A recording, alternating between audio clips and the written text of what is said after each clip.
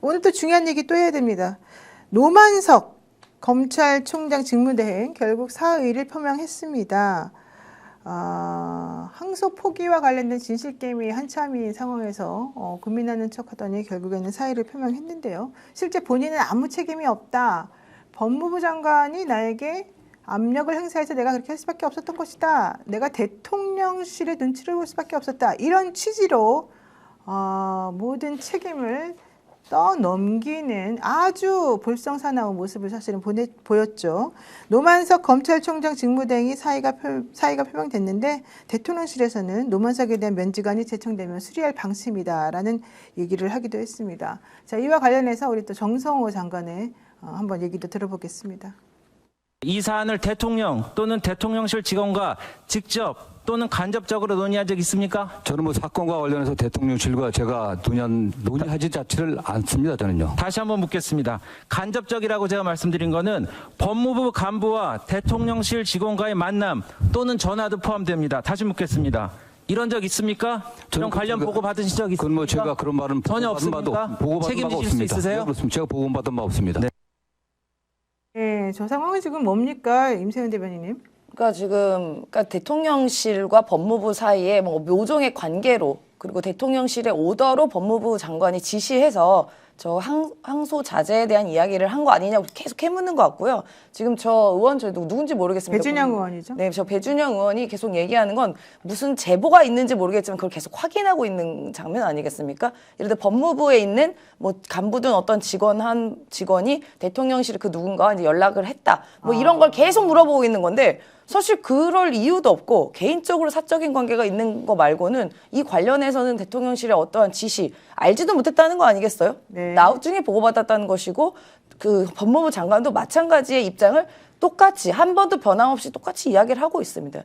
그 입장에 대해서 변한 것도 없고 어떠한 증거도 남아있지 않는데 국민의힘은 그저 몰아붙이기로 그냥 무조건 엮는 거예요. 대통령실 지시 있었지. 이재명 대통령 살리려고 그런 거지. 너네 모종의 관계가 있었지. 라고 마치 음모론처럼 음모론을 계속해서 무한 반복하면 진실이 되는 것처럼 하는 방법이라고 보거든요. 굉장히 무모한 일이다라고 봅니다. 정성호 장관이 아니 전혀 무관했고 나는 외압을 행사한 적도 없다. 신중히 검토하라라고 말을 했을 뿐이다. 이건 대통령실하고 무관하다라고 얘기를 했지만 국민의힘과 또 이 검찰 일부에서는 그럴 리가 없다. 니네 말을 못 믿겠다. 지금 이런 상황인 거죠? 대통령실에서 이거를 항소를 했을 때 얻을 수 있는 실익이 뭡니까? 실익이 뭡니까? 그러게요. 항소를 했을 때, 항소를 하지 않았을 때 어떤 걸 얻죠? 항소를 하지 않으면 그러면 대통령실이 면죄부를 받는 게 있습니까? 당연히 저는 법 정서상 왜 지금 김만배가 갖고 있는 돈을 다 추징을 할 수 있느냐. 그럼 이제 법원에가 따져보면 될 거 아닙니까? 그럼 그게 필요했으면 자기들이 항소를 하면 되죠.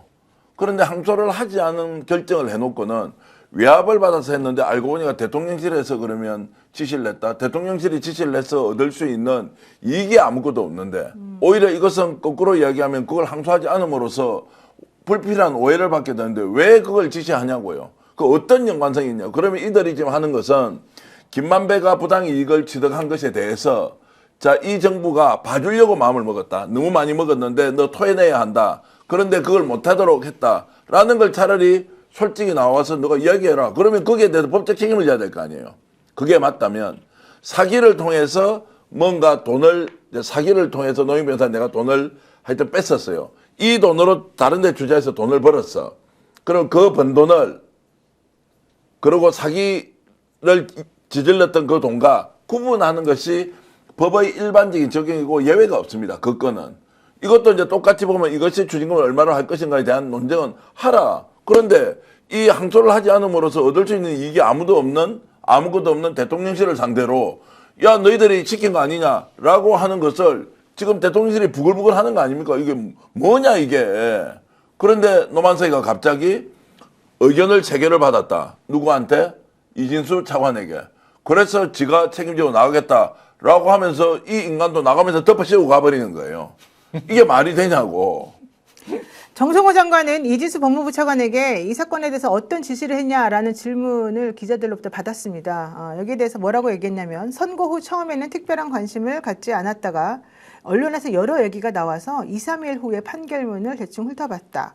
11월 6일에 국회에 와 있는데 대검에서 항소할 필요성이 있다는 의견이 있다는 얘기를 들었고 중형이 선고됐는데 신중히 판단할 필요가 있지 않겠냐는 정도 얘기를 하고 끝냈다. 항소 포기를 지시했다는 질문에는 그런 사실이 없었다. 내가 만약에 지휘를 하려고 했었다면 서면으로 했을 것이다. 이렇게 얘기를 했고요. 오늘 국회 예산결산특별위원회에서 그 국민의힘 배준영 의원이 검찰의 항소 포기를 둘러싼 외압 의혹을 제기한 것에 대해서 항소에 반대한 건 없다. 대통령실과도 전혀 상의하지 않았다라고 얘기를 했습니다. 특히 항소 포기에 대해서 검찰 일각의 반발이 있는 것에 대해서는 개별 사건의 항소 여부와 관련해서 검사장들이 집단적으로 의사표시를 하는 것은 매우 바람직하지 않다. 더 중대한 사건도 많이 있었다. 비상계엄의 내란 수계를 재판받는 윤석열 대통령 그야말로 관행에 완전히 어긋나게 구속 취소됐는데도 한마디도 안 했던 사람들이 왜 이런 행동을 하는 것인지 이해가 안 된다라는 취지를 말을 했고요. 특히 더불어민주당의 황정화 의원이 검찰이 지난 정부 때 윤석열 전 대통령 부부 관련 수사를 봐주기 한 거 아니냐라고 지적을 하자 검찰이 가진 권한을 선택적으로 행사하는 바람에 검찰에 대한 불신이 생겼던 것으로 지금 판단한다라고 말했습니다. 저는 그 노만석 그 대행이 얘기하는 거 보면서요, 참 그 뭘 그렇게 대단한 일을 했다고 자기가 뭘 책임질 것처럼 이렇게 모양 만드는 것도 진짜 웃기다. 뭔 대단한 일을 했다고 자기가. 그럼 만약에 진짜 검찰총장을 대행하는 사람이잖아요. 네. 그러면 이원석 검찰총장처럼 하든가. 응? 그렇잖아요. 네. 그리고 검사들도 놔두고 어떻게 저러는지 모르겠어. 대부분 제가 볼 때는 상당수는 정치검사라고 저는 보는데요. 그러니까 이원석 검찰총장 패싱하고 이창수 서울중앙지검장이 보고도 안 한 상태에서 황제 조사하고 휴대폰 다 반납하게 하고 그래서 도이치 사건 그렇게 가지고 그냥 묻어버리는 거 아니에요. 근데 그랬을 때 검사들은 찍소리 못 하다가 지금 검찰총장은 막 중간에서 휘둘린 것처럼 오히려 대통령실 뭐 하명 받아가지고 저렇게 한 것처럼 흔들어대는데 웃기는 건 뭐냐면 아까 그 말씀하셨잖아요. 뭐 면담 과정에서 검사들하고 면담 과정에서 그런 얘기 했다고. 근데 거기 제일 핵심적인 내용이 이게 윈윈이다라고 얘기했다는 거 아니에요. 그러니까 우리가 항소를 포기하는 것 자체가 검찰에도 이익이 되는 거야. 그래서 내가 판단한 거야. 이렇게 얘기를 했다는 거예요. 그러면 의견을 만약에 법무부 장관이 제시하고 법무부 차관이 의견을 제시했다고 하더라도 검찰총장은 결정할 수 있는 사람인 거예요. 결정하고 판단하면 되는 거거든요. 근데 이 사람은 자기가 윈윈이라고 생각해서 판단했다는 거예요. 항소 포기하게. 근데 그거와 관련해서는요. 좀 전에 MBN에서 기사가 단독으로 나왔습니다. MBN 단독 기사가 뭐냐면 노만석 대행은 그러니까 지난 7일이 항소직이 마지막 날이었는데 그날 그 자정을 6시간 반, 그러니까 자정까지 원래 항소할 수 있거든요. 그러니까 6시간 반 정도 앞두고 있는 오후 5시 반에 노만석 이 검찰총장 대행은 자기는 항소를 하는 것으로 알고 있었다고 말했다는 겁니다. 그 이후에 법무부에 전화를 받고 포기 쪽으로 돌아선 거다. 뭐 이런 얘기를 지금 하고 있는 것입니다. 자, 이렇게 말이 많아 이현수 씨는. 아니 이제 잠깐만, 이거 일관성도 없고. 되게 중요한 말입니다. 굉장히 왜냐하면 중요한 말인데 잠깐만 이거 제가 좀 더 정령을 드릴게요. 이 MBN에서 나온 단독의 내용은 이겁니다. 7일 오후 5시 반쯤에 그러니까 그 하루 전이죠. 6일 날 노만석 대행은 수사팀이 항소를 제기하겠다고 하니까 이를 승인했다고 합니다. 그런데 그 다음 날인 오후 5시 30분쯤에 정진우 서울중앙지검장이 다시 항소를 할 것인지를 물었다는 겁니다. 이거 좀 이상하죠? 그 전에 항소를 할 것으로 해서 자기가 승인했다는데 그 다음 날에 정진우가 또 물어봤다는 거잖아요. 그러니까 노만석 대행이 아직도 안 하고 있느냐? 이렇게 반문했다는 겁니다. 그때까지 노만석은 항소장 접수가 안 된 상황을 몰랐던 게 아니냐 이제 이런 얘기를 MBN에서 지금 하고 있는 것인데요. 그로부터 3시간 뒤인 오후 8시 30분쯤에 노만석 대행은 법무부로부터 항소가 어려울 것 같다는 취지의 연락을 받았다는 겁니다. 그리고 그 연락은 이진수 차관이 건 것이 아니겠느냐 이제 이런 입장인 것입니다. 이렇게 되면 노만석 대행은 우리는 항소하는 것으로 다 알고 있었는데 속았다. 법무부가 우리들에게 결국은 마지막 날 그 얼마 안 남은 시점에 못하는 쪽으로 적극 압력을 행사한 거다. 이렇게 주장하는 그 내용을 사실 얘기해요. 자 그러면 그 항소를 하지 않는 아까 거를 제가 얘기했던 거랑 같은 맥락인 거예요. 네네네. 그럼 그렇게 하면 자기가 안 하면 되는 거지. 네. 판단하라고 자기가 그냥 하면 되잖아. 그 자기가 네. 하면 되는 거지. 네. 판단하라고 있는 자리 아니에요. 그러니까 안 한 거지. 네. 그러니까 윈윈이라는 얘기가 나온 거예요. 그러니까 8시 반에 알았다 하더라도 자기가 항소를 한다 그러면 그냥 항소하면 돼요. 12시까지 하면 되니까. 아니 그러니까 되게 답답한 사람들인데 네. 밑에서 반발한다고 아유 그래 그런 다음에 휴가게 내고 나간 다음에 조용히 있다가 다시 나타나가지고 대단한 일이냐 무슨 영웅인 것처럼 나 그러면 안 할래 뭐 이렇게 하는 것도 진짜 저는 이게 그거라고 생각해요. 솔직히 말하면. 이게 지금 검찰은 더 이상 이걸 할 수가 없고 이제 더 이상 이 그 개혁에 대해서 어떻게 무슨 칼 갖고 있는 게 없잖아요. 그래서 검사들은 이제 특히 고위급 검사들은 내가 언제 옷을 벗고 나가서 이제 돈을 확실히 벌 수 있는가 이제 요 타이밍을 사실은 되게 중요하게 생각하거든요. 뭐 서울중앙지검장 정도 되면 사실 더 이상 이제 올라갈 데도 없고 검찰 개혁이 이루어지고 나면은 검사들이 후배 검사들한테 뭔가 이렇게 영향력을 행사할 수 있는 것도 사실은 이제 없어지잖아요. 그러면 마지막 지금이 타임이라는 거죠. 한 번 던지고 나는 너네들이 위해서 싸웠으니 내가 나가서 변호사가 돼서 다시 돌아오면 내 사건을 좀 잘 봐줘라 라고 할 수 있는 명분을 지금 만들어낼 수 있는 상황이 아니겠느냐. 그래서 이 기회를 놓치면 큰일 난다고 생각한 이 고위급의 이 검사들이 결국은 이런 식으로 계속해서 장난치고 정치질하고 있는 거 아니냐. 자기 장사를 맞아요. 위해서 저는 그런 생각이 듭니다. 그러니까 그런 도둑놈 심보가 오히려 굉장히 맞는 이런 우리가 분석이다라는 생각이 갑자기 듭니다. 자, 법무부에서 그러면 노만석 검찰총장 직무대행을 패스하고 누구한테 전합니까? 담당 검사한테요? 담당 부장검사한테? 차장한테? 이게 이루어질 수 없는 일이지 않습니까? 법무부 차관이. 그럼 노만석이 전화 안 받았으면 본인이 지시하지 않고서는 일어날 수 없는 일이다. 이제 MBN의 보도가 이제 사실이라는 전제로 보면 저는 이런 의심이죠.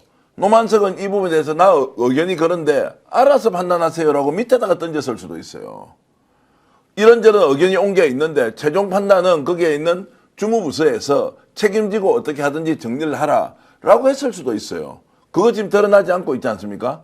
그리고 일부 지금 검사들이 야 이거 아니다 이렇게 집단 항명하는 것은 공직자로서 옳고 그르고의 문제가 아니라 법리적으로 보더라도 이 문제 제기가 옳지 않다라는 또 의견이 나오기 시작했거든요. 그래서 이 사람이 사표 쓰고 가는 것은 들어와서 진상규명을 하면 할수록 더 꼬이는 일이 생길 수도 있다, 노만석은. 그러니까 이거 이참에 조금 전에 얘기했듯이 피해자 코스프레하고 떠나버리자. 오늘 뭐 어느 보도에 보니까 집에 가서 그 방 안에서 휴대전화를 보고 있는 장면을 누가 사진을 찍었대요. 그 장면을 보니까 눈물을 흘리는 듯한 표정도 뭐 분위기도 있었다라고 하는데 그게 뭡니까? 그게. 그래서 저는 이런저런 것들을 종합해 봤을 때 설명하지 못할 부분. 대통령실이나 법무부에서 지시를 해서 한 게 아니라 자기 내부에서 의사결정을 하는 과정에서 매우 꼬여버린 거예요. 이 상황을 모면하려고 하니까 아이고 뭐 전화 온 것도 있고 하니까 그냥 이준사한테 덮어씌우고 나는 나가겠다. 이런 오해가 아니라면 지금이라도 노만석은 진실을 얘기해야 한다. 이렇게 저는 생각합니다. 구독유진님께서 그럼 노변 말은 법무부 차관이 중앙지검에 항소 못하게 막았다는 게 되는 겁니까? 질문하셨는데 그렇게 MBN이 지금 보도를 하고 있고 노만석이 그렇게 주장하고 있다는 내용입니다. 제가 말씀드리는 건 아니고. 근데 뭐 이런 사건 발생하면은 계속 중간에 뭐 이 사람도 얘기하고 저 사람도 얘기하고 해가지고 이게 다 이렇게 방향이 좀 달리 나올 수도 있다고 보는데요. 그건 뭐 취재를 누구한테 하느냐의 차이일 수도 있는 거니까. 근데 핵심은 이런 거예요. 아까도 우리가 얘기했던 것처럼 공소제기 자체가 저는 잘못됐다고 보거든요. 네. 그럼 1심에서 그러니까 지금 이 수사팀 2개잖아요. 초기에 대장동 수사를 했던 팀이 1차 수사팀이 있었죠. 1차 네. 수사팀이 지금 대장동 5인방 지금 형량 나올 만큼 다 기소를 했어요. 네. 근데 윤석열 집권하고 난 다음에 2차 수사팀을 꾸려요. 이재명 대통령 탈탈 털면서 그러면서 추가로 혐의를 적용한 거예요. 별건으로 적용한 거예요. 그게 지금 문제가 된 거예요. 결국은 사달이 거기서 난 거거든요. 네. 근데 이것 때문에 지금 결국은 1심 판결을 보면은 잘못 기소했다, 정치 기소했다는 얘기가 되는 거란 말이에요. 그러니까 검찰 입장에서는 특히 특수통이든 친윤이 있든 이 수사팀에 참여했던 사람들 입장에서는 이걸 수용할 수가 없는 거야. 자기 잘못을 인정하는 꼴이 돼버리기 때문에. 그러니까 어떤 방식으로든 그 책임을 바깥으로 돌려야 될 필요가 있는 거예요. 네. 근데 항소 제기를 지금 안 한 상황이 됐잖아요, 결과적으로. 그러니까 자기가 잘못했다는 게 나중에 그냥 확정되는 상황이 돼버릴 수 있다고 보는 거예요. 네. 그러니까 정치적으로 반발할 수밖에 없다는 거죠. 맞습니다. 네, 장동영 국민의힘 대표 항소 포기의 정점은 이재명이다 이렇게 주장하고 있는데 한번 들어보겠습니다. 이 항소 포기는 결국 이재명에 대한 공소 취소로 가기 위한 시작에 불과합니다. 이 항소 포기의 정점에는 이재명이 있습니다. 네, 임세현 대변인님 얘기 좀 해주세요. 아니 무슨 이재명 대통령을 어디다 다 갖다 붙이면 되는 뭐 치트키고 절대반지입니까? 그러니까 무슨 이런 재판에 하나하나도 무슨 정점에 이재명이 있고 그럼 모든 재판에다 그 정점에 이재명이 있다고 얘기하면 다 통하는 거예요? 그러니까 말도 안 되는 이야기를 하는지 모르겠습니다. 저는 이 문제를 국민의힘은 의도적으로 계속 이재명 대통령과 엮고 있거든요. 그러니까 아예 그냥 저희는 이걸 끊어버려서 좋겠습니다. 검찰이 니들이 알아서 뭐 항소하려고 했다가 말았다가 그냥 자기들끼리 뭐 난리 부르스 치고 거기에 있었던 노만석 대행이라는 그 리더십 없는 사람이 입장도 없고 정했다가 일로 갔다가 여기저기 등 떠밀렸다가 했던 게 다 아니에요. 근데 그거를 왜 또 이재명 대통령과 연관시키고 이건 정확하게 정치적 공세라고 생각이 들고요. 이 국민의힘이 이렇게 이재명 대통령과 계속 지속적으로 엮고 뭐고 하려다 보니까 이제 검사들이 신났습니다. 우리 이제 개혁의 대상인데 우리 이제 공소청 되면 지금과 같은 지위 권한 못 누리는데 이때 틈 타서 우리가 한번 반발해볼까? 라고 하는 거 아니겠어요? 이 틈을 타서 거기서 주로 2+의 글을 올리는 사람들이라거나 입장 올리는 사람들은 죄다 이 대장동 사건의 2차 수사관이었던 문제가 많았던 그 강백신, 어미준 이런 사람들이 계속 나와서 얘기하는 거잖아요. 커밍아웃하고 있는 겁니다. 친윤 검사들이. 여기에 저는 그 지속적으로 국민의힘이 덧붙여서 MSG 뿌려가면서 이재명 대통령과 엮고 있는 거고 검사들이 합세한 정치 공세 하나다. 더 이상 대통령 엮지 않았으면 좋겠고요. 항명한 검사들, 그러니까 집단적으로 불법 항명한 검사들도 저는 적절한 처분이 또 따라야 된다 이렇게 봅니다. 네, 이거 하나만 말씀드릴게요. 그 피해자들이 받아야 될 돈이 7,800억이라고 지금 주장하고 있잖아요. 네. 그 너무 어이가 없어서 제가 금액을 보고 그동안에 이전에 대장동 사건 얘기할 때 이 대장동 그 화천대유가 얻었던 부당이익이 한 4, 5천억 정도 된다고 얘기를 했었거든요. 근데 갑자기 7,800억이 튀어나와. 그런데 대장동에서 땅을 분양하고 아파트를 지어가지고 그 분양 수익으로 얻은 게요. 다 합치면 한 9,800억 정도 된다 그래요. 근데 어떻게 7,800억이라는 숫자가 나올 수가 있냐고. 아무리 산술적으로 계산해도 나올 수가 있어요, 그게? 얘네들은 아무것도 없이 그냥 그거 막 분양하고 어디 뭐 봉이 김선달인가? 아니란 말이에요. 그러니까 그 전체 얻은 이익을 주먹구구식으로 한 70% 얘네들이 가져간 거야. 이렇게 계산을 주먹구구로 한 거예요, 검찰이. 그러니까 법원이 볼 때 뭐야 이게 배임액이 산정이 안 되잖아. 어떻게 이런 방식으로 배임액을 산정할 수가 있어? 그렇게 해서 배임액 산정이 어려우니 특경가법상 배임죄는 정확하게 배임액이 나와야 된단 말이에요. 계산이 나와야 되니 그 혐의를 적용할 수가 없어라고 판단하고 배임액 산정이 필요 없는 형법상 배임죄를 적용한 거예요. 그래가지고 거기에 따른 형량을 지금 선고를 한 거란 말이에요. 그러면 배임액 산정도 안 되는 거를 금액을 부풀리느라고 원래 그 정도가 되지도 않는 거를 그걸 부풀려서 이재명이 다 먹은 것처럼 만들기 위해서 정치적 수사를 한 결과가 지금 이렇게 나온 거란 말이에요. 근데 그게 무슨 피해액인 것처럼 지금 주장을 한단 말이에요. 1심 재판부도 5명, 그러니까 대장동 그 5인방이 그 지금 그 경기 그 공사에다가 그 원래 배당하고 더 추가로 배당해 줘야 할 금액으로 판단한 거는 1,128억이에요. 그걸 기준으로 삼아서 대장동 일당이 가져간 뇌물 금액이 473억 원이라고 판단을 한 거예요.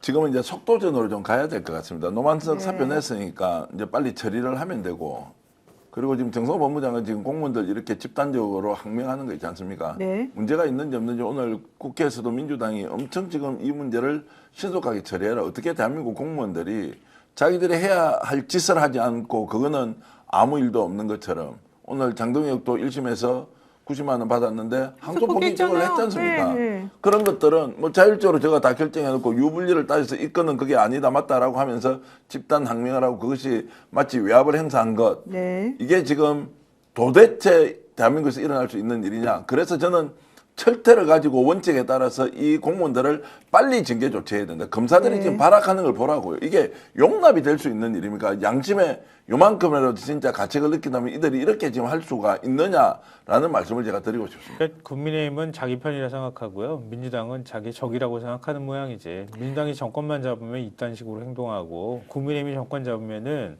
그 권력의 주구가 돼가지고 앞장서서 정치 검사질을 하는 이런 모습들을 계속 반복해서 우리가 보잖아요.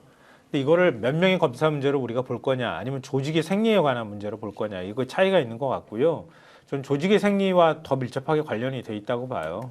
그러니까 일정하게 진통이 좀 있다 하더라도 결국은 제도를 바꾸는 게 해야 할 일인 거거든요. 그러니까 민주당이 지금 뭐 국무총리실 산하에 국무조정실 산하에 지금 TF 만들어가지고 보안수사권 줄지 말지 결정한다고 하잖아요. 그러니까 제도적인 부분을 빨리 결정을 해라. 그리고 검찰이 반발하더라도 보안수사권 없애는 방향으로 그냥 공소장으로 빨리 전환해라. 그렇게 해서 네. 근본적인 부분에 있어서 개혁을 추진해 가고 검사 일일이 하나하나 붙들고 저것들 붙들고 해봐야 시끄럽기만 하지 별로 이득이 없어요. 국민들 피곤하기만 해. 그냥 제도적인 개혁하고 그리고 검찰에 남을 사람 남고 뭐 그리고 중대범죄수사청으로 갈 사람은 가고 그리고 퇴직할 사람은 퇴직시키면 되는 거예요. 그리고 다시 한번 밥 뜯어 고치면 됩니다. 그러니까 이걸 그대로 받아주면서 계속 논란을 그냥 계속 새로운 논란들을 만드는 방식으로 가는 것보다 제도 개혁이 저는 가장 빠른 어쨌든 방법이라고 봐요.